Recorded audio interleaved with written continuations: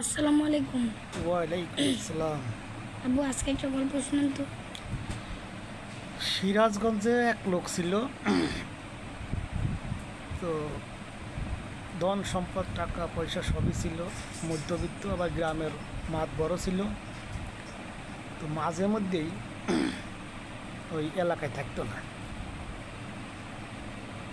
একদিন ওই এলাকার থেকে ঢাকা এক লোক আসছে, ফার্ম গেটের ওভারব্রিজের গোড়ায় দেখে যে ওই তার ওই গ্রামের ওই মাতবরের মতোই একটা লোক যা ভিক্ষা করতেছে। উনি মনে মনে ভাবতেছে যে কি আমাদের অমুক মাতব্বরের মতো লাগে যে ভিক্ষা করে, আবার কেমন কি, আবার নাও হতে পারে, মানুষের মতো মানুষ থাকে। তো কাছে যেয়ে দেখে যে না, আসলে তো সেই মাতবরে। তখন ও মনে মনে বলতে, তাহলে মাঝে মধ্যে যে আড়াই যায়, তাহলে তো মাঝে মধ্যে আসি এই কাজই তাহলে করে, এই ভিক্ষা। এখন ওনারা এইভাবে তো জিজ্ঞাসা করতে পারতেছে না যে ওনার এত টাকা পয়সা, এত কিছু, ওনার খাওয়ার মানুষ নাই, তো তারপরও ভিক্ষা করে। তো যাই আবার ওই লোক ওনারা চিনে ফেলছে, সারা আমার এলাকার লোক আমার তো দেখে ফেললো।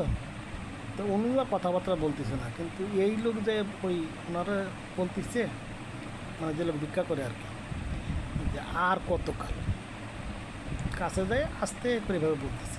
বললে পরে উনি ওই ভিক্ষার সুরে ওনারা উত্তর দিচ্ছে যে এ দেহে যতক্ষণ প্রাণ আছে। তো এর অর্থ হচ্ছে কি, যে মানুষ যে যাই করুক, যত বড় লোকই হোক আর যাই হোক, এর অর্থ হচ্ছে যে ইল্লত যায় না মরলে, আর খাসলত যায় না ধুইলে। বুঝছো? আচ্ছা, আসসালামু আলাইকুম।